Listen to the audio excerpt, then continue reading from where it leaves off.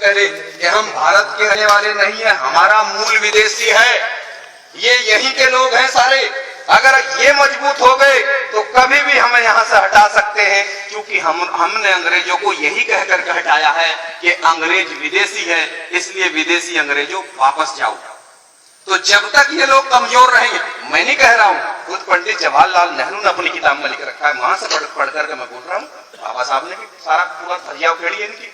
इसके अलावा एक किताब लिखी महापंडित राहुल साकरतेन, ब्राह्मण, बहुत बड़ा विद्वान था, उसने लिखी ओल्गा टू गंगा। ओल्गा नदी रूस में, गंगा नदी भारत में। उस किताब में पूरा वृत्तांत है, पूरे डायलॉग है, उसके अंदर प्रमाण दिए गए, लिखा गया। उसमें क्या लिखा कि किस तरह से आर्य ओल्गा नदी के तट से चलकर गंगा नदी के तट तक कैसे कैसे पहुंचे, उसमें लिखा हुआ है। ऋग्वेद के अंदर, ऋग्वेद भारत की सबसे प्राचीन किताब है, जिसे ब्राह्मणों के बाप ब्रह्मा ने लिखा है। उस किताब के अंदर लिखा हुआ है, हमारे बड़ों का नाम लिखा है राक्षस, असुर, दानव, दैत्य, देशु, बंदर, गधा, कौवा, और ब्राह्मणों ने अपना नाम लिखा उसमें देवता, हंस, ठीक है ना। अपने ये इतिहास नाम बदल के इतिहास लिख रखा है। कभी आप किसी मुकालते में पढ़ लो ऋग्वेद, उससे प्राचीन किताब नहीं है भारत में, सबसे प्राचीन किताब ऋग्वेद है भारत की। उसके बाद फिर तीन वेद लिखे गए, उसके बाद उपनिषद लिखे गए, उसके बाद रामायण और महाभारत आई, उसके बाद भागवत गीता आई, और भागवत गीता के आने के बाद ही हमें भारत में चमार बनाया गया। उससे पहले केवल चार वर्ण थे, ब्राह्मण, क्षत्रिय, वैश्य और शूद्र, चार वर्ण थे, जाति बाद में बनी। इसलिए सम्मानित भाइयों, युद्ध में तो हम जीत गए, युद्ध में तो हम लोग जीत गए, लेकिन वो जो आर्य थे उनके तीन नेता थे। एक का नाम था ब्रह्मा, दूसरा विष्णु और तीसरा महेश। उन्होंने मीटिंग की, और मीटिंग करके उन्होंने कहा कि युद्ध लड़कर हम इनके साथ कभी नहीं जीत सकते, इनके साथ मिल करके छल कपट करेंगे, तभी जाकर के हम इस देश पर कब्जा कर सकते हैं। उनके खुद के देश में अकाल पड़ गया था। अकाल किसको कहते हैं? अगर आज बारिश शुरू हो जाए और 3 महीने तक बारिश पड़ती रहे शुक्र ताल के आसपास, तो यही अकाल है, खाने पीने की चीजें खत्म। तो उनके देश में अकाल पड़ गया, औरतें, आदमी, बच्चे सब मरने लगे। तो वो भारत की तरफ चले, उन्हें पता था कि इस देश से सीधा आदमी कहीं का नहीं। इसलिए सम्मानित भाइयों, उन्होंने कहा कि भाई इनके साथ मिलकर होगा काम, ऐसे नहीं चलने का। तो वो लगभग 5-6 हजार लोग आए थे घोड़ों पर बैठ करके, और उनके साथ मुश्किल से 40-50 लड़कियां थी, और उन लड़कियों में सबसे सुंदर लड़की थी पार्वती। तो ब्रह्मा ने उसको कहा कि पार्वती तुम बात सुनो, अगर तुमने हमारा ये काम कर दिया तो हम तुम्हें भारत में देवी बना करके, जब तक इस देश पर हमारा कब्जा रहेगा तुम्हारी पूजा होगी, और मैं तुम्हारे साथ 8 लड़कियां और लगा रहा हूं, तुम 9 लड़कियां मिल करके, ये इनका लीडर है शंकर, अगर तुमने इसको अपने जाल में फंसा दिया तो हम भारत पर कब्जा कर रहे हैं। इन 9 लड़कियों को ट्रेनिंग दी गई, इन 9 लड़कियों को ट्रेनिंग दी गई, और ट्रेनिंग देने के बाद ब्रह्मा, विष्णु, महेश हमारे नेता शंकर के पास लेकर के आए, और जमीन पर लेट करके रोने लगे कि हमारे देश में अकाल पड़ गया, और हमें कुछ दिन के लिए अपने देश में शरण दे दो, और जब मौसम सही होगा तो हम वापस चले जाएंगे, और उसके बदले में हमारी ये 9 लड़की आपकी सेवा में रहेंगी। जो हमारा शंकर था, जो हमारा शंकर एक पद था, जैसा आज कौन है? आज मोदी है प्रधानमंत्री, कल कौन थे? मनमोहन सिंह, उससे पहले नरसिम्हा राव, यानी ये एक पद है ना प्रधानमंत्री। तो उस समय हमारा द्रविड़ संस्कृति में, सिंधु घाटी की सभ्यता में हमारा एक पद था शंकर। शंकर कोई एक आदमी था, हमने वो नेता चुन रखा था अपना, वो था, अगर दिक्कत होगी तो फिर दूसरा बना लेते थे।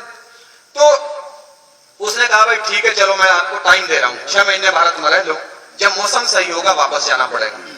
तो वो जो 9 लड़कियां थी, वो घूमने के बहाने सिंधु घाटी के बॉर्डर से हटाकर, उन्हें अफगानिस्तान से हटाकर चीन के बॉर्डर की तरफ लेकर आई घूमने के बहाने, और अब उन्होंने यही हमारे पड़ोस में सारा काम हुआ। इस शहर का नाम भी लिखा महाभारत कालीन, क्योंकि कहीं आसमान में महाभारत नहीं है, सब यहीं की कहानियां हैं। हमें गुलाम यहीं आपके बराबर में बैठकर बनाया गया। चीन के बॉर्डर से पहले है हरिद्वार, और हरिद्वार के नीचे है कनखल, उसी का एक छोटा सा कस्बा, उस समय गांव रहा होगा कभी। तो वहां पार्वती ने डेरा डाल दिया शंकर के साथ, और भांग, धतूरा, शराब और गांजा पिला पिला करके इसको पागल कर दिया। और इस तरह से जब आर्यों को यह पता लगा कि हमारी लड़कियों ने काम सही कर दिया, तो उधर से आर्यों ने अपना घेरा डाल दिया। इस देश का नाम जम्बूद्वीप था, उन्होंने इसका नाम बदलकर तुरंत कर दिया आर्यव्रत।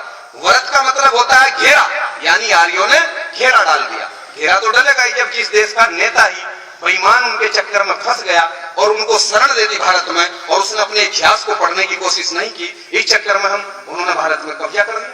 कब्जा करने के बाद उनकी फिर मीटिंग हुई। हम लोग तो साल में एक बार आते हैं, और ये मैं आपको बता रहा हूं कि अगर आप रोजाना बैठ करके इस तरह से बात नहीं करोगे गांव-गांव में, तो 5-4 साल का समय आपके सामने, मैं उसको रखूंगा आपके सामने। लेकिन पहले मैं ये कहानी आपको जरूर बताऊंगा, क्योंकि हमारे अनपढ़ तो छोड़ दो, जो पढ़े लिखे लोग हैं उनको समाज का पता नहीं है। उनको जिसने जो कह दिया, कोई दलित बताता है हमें, कोई हरिजन हमें बताने लगता है, कोई हमें नीच बताता है, और ब्राह्मणों ने सारी किताबों में हमें शुद्ध लिख करके नीच लिख रखे हैं। तो जब तक हम इसका विरोध नहीं करेंगे तब तक तो ये ऐसे ही चलती रहेगी परिपाटी। हम क्यों माने, देश हमारा है। हम तो इस तरह से, जब ये अंग्रेजों के खिलाफ आंदोलन चला सकते हैं, तो हम इनके खिलाफ आंदोलन चलाएंगे कि देश हमारा। पूरी दुनिया का ये कानून बना हुआ है, हमने पढ़ा है, यूएनओ का कानून है, संयुक्त राष्ट्र संघ का कानून है कि कोई भी विदेशी किसी देश में केवल रह सकता है, नौकरी कर सकता है, कारोबार कर सकता है, लेकिन हुकूमत नहीं कर सकता। और ब्राह्मण भारत के अंदर हुकूमत भी कर रहा है, और धर्म का सारा काम भी उसने, सारी ठेकेदारी उसने ले रखी है, सारा कारोबार उसके पास है। जब कानून ये बना हुआ कि वो राज नहीं कर सकते, तो फिर इस देश पर राज कैसे चल रहा उनका? वो हमारी बेवकूफत और हमारी मूर्खता में चल रहा है कि जितने महापुरुषों ने आंदोलन चलाया, हम अपने आजादी के आंदोलन को छोड़ करके भक्ति के आंदोलन में शामिल हो जाते हैं, और इस तरह से वो भक्ति के चक्कर में हमारा सत्यानाश कर देते हैं। क्योंकि भक्ति का मतलब, भगत का मतलब हिंदी में होता है दास, और उर्दू में भगत का मतलब है गुलाम। और हमारी लड़ाई है मुक्ति यानी आजादी की लड़ाई। ये जो भक्त शब्द है और भक्ति है, ये तो ब्राह्मणों का शब्द है। अगर गुरु रविदास जी की जिस किताब में ब्राह्मणों की मिलावट ना हो, एक भी किताब आप मुझे ऐसी दिखा दे जिसका कोई राइटर ब्राह्मण ना हो, तो मैं आपका गुलाम बनने को तैयार हूं। क्योंकि मेरे भाइयों, उनका आंदोलन मुक्ति का आंदोलन था, आजादी का आंदोलन था। ज्योतिबा फूले का आजादी का आंदोलन था। ज्योतिबा फूले सैनिक थे बिरादरी संभाली, उनके आंदोलन को काउंटर करने के लिए उन्होंने आंदोलन चलाया, मुक्ति का आंदोलन, सत्यशोधक समाज बना करके। तो एक ब्राह्मण था, उसका नाम था दयानंद सरस्वती, वो टंकारा का महाराष्ट्र का ब्राह्मण था। उसने तुरंत 50 ब्राह्मणों की बैठक बुलाई। उसने कहा अगर ये सैनिक का लड़का पूरे देश में से समझा देगा तो हम तो 3% है, ये ज्यादा लोग इकट्ठे हो जाएंगे, एक तरफ सारे लोग इसके साथ चले जाएंगे। उन्होंने कहा तुरंत आर्य समाज बनाओ। उन्होंने आर्य समाज बनाया और ब्रह्म समाज बनाया, और भारत में आंदोलन शुरू कर दिया। हमारे लोगों ने ज्योतिबा फूले का जो सही आंदोलन था, हम आजाद दिलाने वाला, उसे छोड़कर आर्य समाज के आंदोलन में शामिल हो गए। हमारा आंदोलन काउंटर हो गया। तो कितने उदाहरण मैं आपको दूं, इस तरह से हमारा आंदोलन काउंटर होता है भारत में। इसलिए सम्मानित भाइयों, उसमें क्या हुआ, उन्होंने मीटिंग की। मीटिंग करके उन्होंने कहा भाई हमारी लड़कियों ने काम तो बहुत सही कर दिया, चलो संकट तो फंसा, लेकिन इनका क्या करोगे? जो भोले, भोले का मतलब है भारत की जनता, वो हमें बोलते हैं भोला। वो हमें भोला इसलिए बोलते हैं कि हम इतने भोले हैं कि 5000 साल से हमारा सत्यानाश कौन कर रहा, हमें आज तक यही पता नहीं कि हमारा सत्यानाश कौन कर रहा। हम भगवान को कह रहे हैं कि मेरी तो किस्मत बहुत गलत लिखी थी। अरे कोई भगवान हमारी किस्मत खराब नहीं कर रहा, हमारी किस्मत तो इन्होंने खराब कर रखी है, समझिए। इसलिए वो हमें भोला बोलते, वो तो सही बोल रहे हैं। एक बार हम एक मंदिर में गए, तो हमने कहा भाई, अब हम जानते थे इसको, मगर पंडित जी ये बताओ, ये जो शंकर भगवान की मूर्ति है, इसके माथे में भी एक आंख है, ये क्या है? कहने लगे बच्चा इसे मत पूछो। जी क्यों नहीं, बताओ मगर इसके बारे में। कहने लगे अगर भोले ने आंख खोल ली तो धरती पर परले आ जाएगी। परले, अगर इसकी संधि विच्छेद करो इस शब्द की, तो पर का मतलब होता है पराई, और लय का मतलब होता है व्यवस्था। यानी अब उनकी व्यवस्था इस देश में, तो व्यवस्था पराई हो जाएगी। और अगर भोले ने आंख खोल ली तो व्यवस्था तख्ता पलट हो जाएगा, परले आ जाएगी।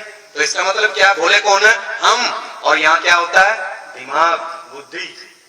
तो उनको ये डर है कि जिस दिन इन भोलों की बुद्धि खुल गई कि हमने इनका सत्यानाश कर रखा, तो ये भारत में आंदोलन खड़ा करके हमें भगा सकते हैं। इसलिए उनके संकेत हैं, उनके संकेत हैं। जितने देवी देवता और जितने उनके सारे देवता हैं, किसी के गले में सांप भी है शंकर के अलावा, शंकर के गले में सांप है, ताकि ब्राह्मण का बच्चा भी पहचान ले, अच्छा सांप। सांप क्या? नाग। उसके गले में क्यों डाल रखा? क्योंकि हम सब लोग नागवंश के हैं, ताकि अगर कोई ब्राह्मण का लड़का या लड़की आए तो वो तुरंत उन्हें देखकर पहचान लगा, क्योंकि उन्हें अपने वंश का पता है। गधे तो हमें पता नहीं है। उनके तो 7 साल के बच्चे को भी पता है कि वो किस नस्ल के लोग हैं। उनकी नस्ल अलग है और हमारी नस्ल अलग है। वो अपने इतिहास को जानते हैं, हम अपने इतिहास को नहीं जानते। वो तो उसका सांप देखते ही पहचान लेते हैं, अच्छा ये आदमी हमारा नहीं है, क्योंकि वो हमारा आदमी है, क्योंकि नागवंश के लोग हमें। तो उन्होंने बता रखा है नागवंश का आदमी, साथ इसने हमारा दिया था और ये आदमी हमारा नहीं है, क्योंकि वो जिसका इस्तेमाल करते हैं बाद में 4 लात उसको जरूर मारते हैं, उसे गद्दार भी वो ठहराते हैं बाद में, पहले साथ लेते हैं फिर उसको गद्दार ठहरा देते हैं बाद में। हनुमान जी का भी उन्होंने ऐसे ही किया था। पूंछ कितनी बड़ी लगा रखी है, पिछड़ी जाति का आदमी था, कितनी बड़ी पूंछ है। और कुछ पागल लोग क्या कहते हैं, उस जमाने में भाई पूंछ होती, अरे अगर वो बंदर था तो बंदर जो है आदमी की तरह कैसे बात कर लगा भाई, बंदर आदमी की तरह कैसे बात कर लगा, लेकिन आदमी की तरह बोलता था। और अगर उस जमाने में सभी का पूंछ होती तो जब हनुमान जी का इतनी बड़ी पूंछ थी तो राम जी की इतनी सी होनी चाहिए, होनी तो चाहिए थी।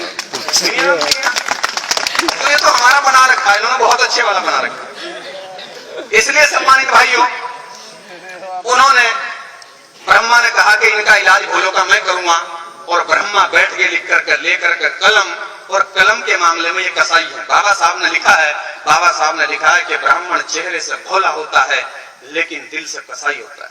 और जब वो कलम उठाता है, अंग्रेजों ने भी लिखा है, W.B. जॉर्ज अंग्रेज ने लिखा है कि जब ब्राह्मण कलम उठाता है तो वो उससे लोगों को अधिकार वंचित करता है, वो सबको अधिकार से महरूम करता है, वो किसी को अधिकार नहीं देना चाहता, अधिकार वो अपने पास रखना चाहता है, बाकी सबको वो गुलाम बनाकर रखना चाहता है। जब भी वो कलम उठाता है तो ब्रह्मा ने कलम उठाई और कलम उठा करके उसने लिखा ऋग्वेद, और ऋग्वेद लिख करके उसने कहा पूरे देश में ढूंढी पिटी कि भाई यह किताब भगवान ने लिखी है। अब भगवान कौन, हम समझ रहे कि भगवान ब्रह्मा, ब्रह्मा उनका बाप था, उनका नेता था, जैसा हमारा नेता शंकर था उनका नेता वो था।